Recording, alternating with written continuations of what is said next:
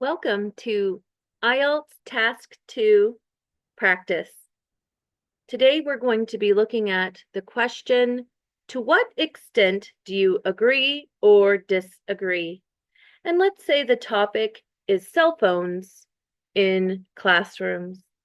Specifically, we are going to hear an affirmative statement that cell phones do belong in classrooms, but we're going to make it less edgy by stating that they belong in high school classrooms.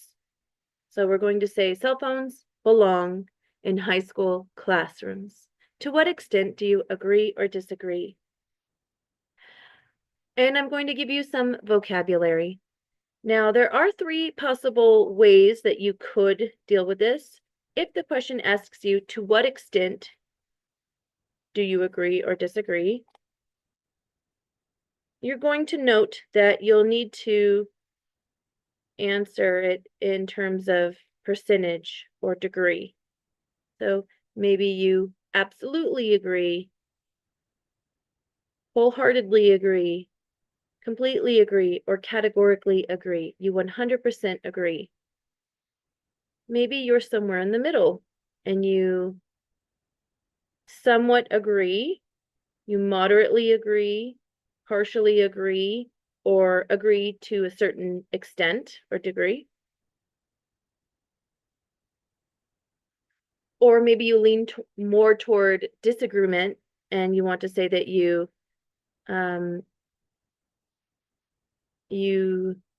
partially disagree with the statement. Or maybe you don't agree with the statement at all. So you 100% disagree or 0% agree. So you can say, I absolutely disagree.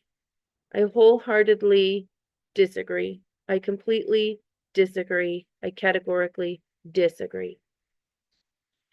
What happens if you aren't given the question, to what extent? And you're just asked a simple, do you agree or disagree? When you are asked, do you agree or disagree, you are required to take a position.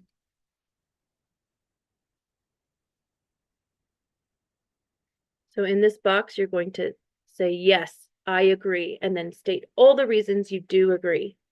Or you could state, no, I do not agree. I absolutely disagree. That's your choice, but you can't answer somewhat, moderately, partially, or to a certain extent, or to a certain degree. You can't answer in the 50% range when you're asked a do question, because a do question is a yes or no question. So what do you think? When you are asked in the third way, what is your opinion, or give your opinion, you might be asked, what is your opinion, or give your opinion. In that case, do you think you should follow a sliding scale like prompt 1? Or do you think you should follow a binary choice like prompt 2? Well, IELTS wants you to answer definitively, yes, I agree, or no, I do not agree, when you're asked, what is your opinion?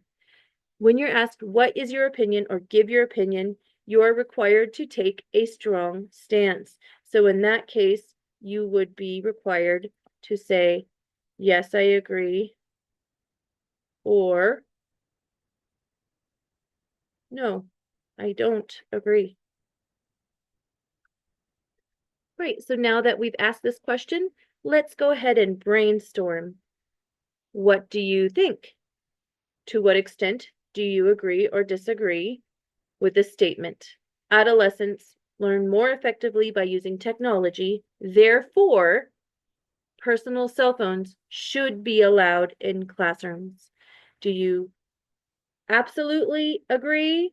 Do you categorically disagree? Or do you partially agree? Do you somewhat disagree?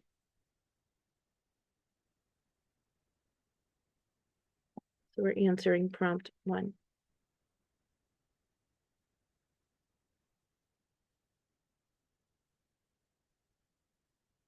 Let's say you chose I 50% agree and 50% disagree.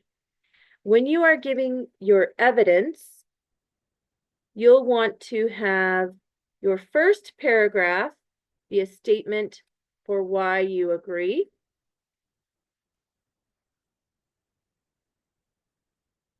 And have supporting evidence from your own life, from your own culture, from your understanding of current politics. Give some examples that relate to that agreement. 2 examples is sufficient. And then for your second reason, if you're somewhat agreeing and somewhat disagreeing, you'll want to make the second paragraph be a statement of disagreement, and you'll want to provide 2 examples from your own life, from your own culture, from your own knowledge of current politics.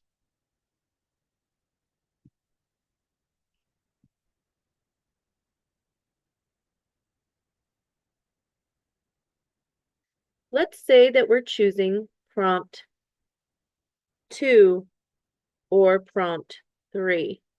In that case, we have to eliminate this option. You can either 100% agree or 100% disagree. You should still format your evidence in the same way. You'll just have a more extensive reasoning. So you'll have, if you agree 100%, then you're going to have 1 reason why you agree and 2 examples that follow, and another related reason, or it doesn't have to be exactly related, but it could be another type of reason, another type of logic. But it should show the affirmative and follow with 2 examples. For example, you could say 100% agree that cell phones should be allowed. For reason 1, you could say that it is less of a burden on taxpayers to provide textbooks and digital resources because most people currently have their own devices. So it reduces the burden on the taxpayers. And then you can give a couple of examples. For example, in my high school, or in my child's high school, or my niece and nephew's high school, or at the high school down the street, this is what they do, and it has significantly saved our taxpayers' money, and we were able to get an extra music center for the high school with those savings. Okay. And example B could be more wide and looking at a more global perspective.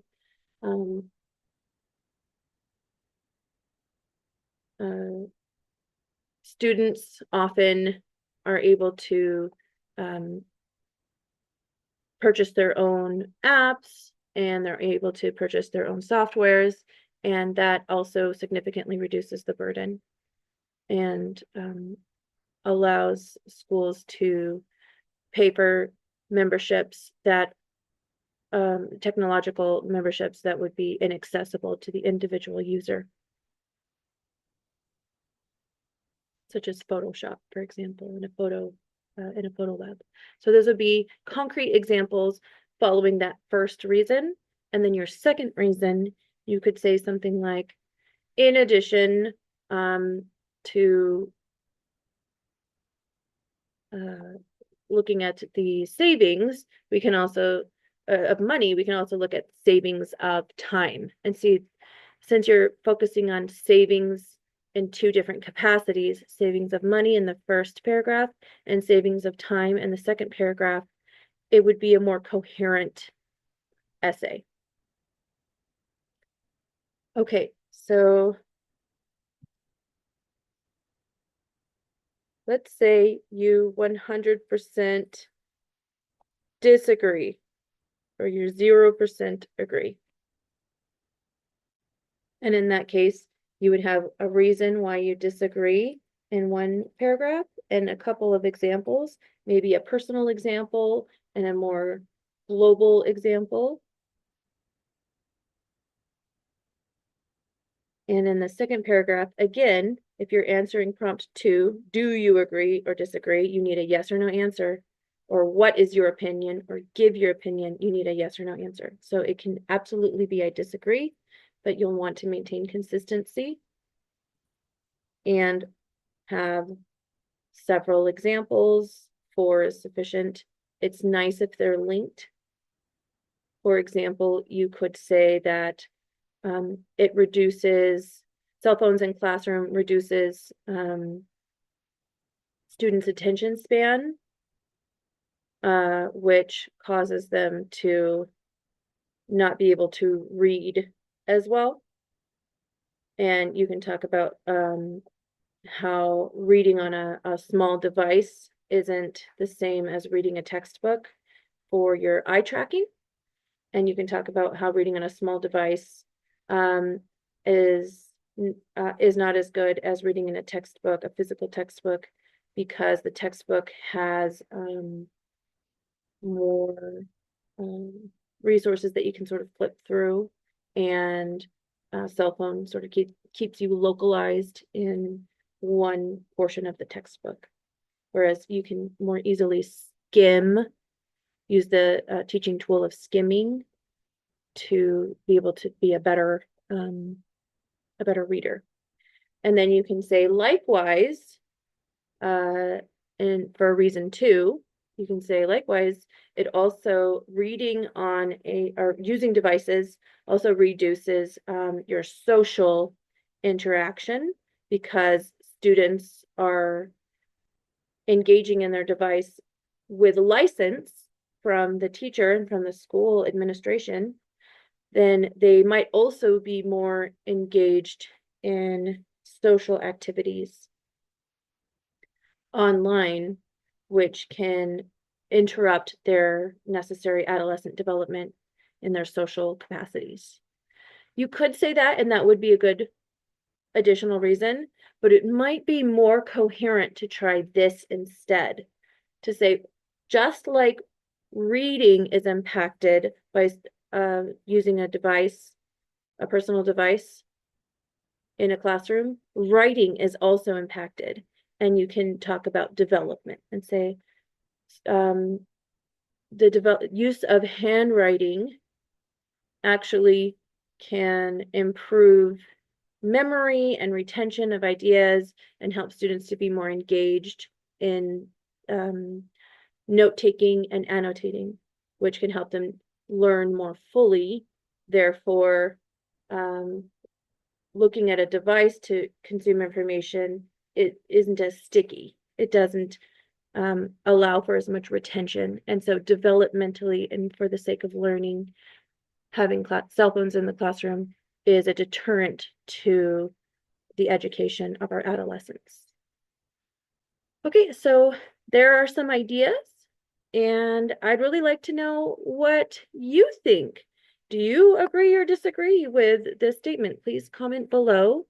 And if you were able to do a brainstorm and you would like it to be edited, you're welcome to take a picture of your work if you handwrote it, or send your brainstorm that you typed up in the body of your email to me at esllearninglink@gmail.com, and I will look at it live and online on YouTube.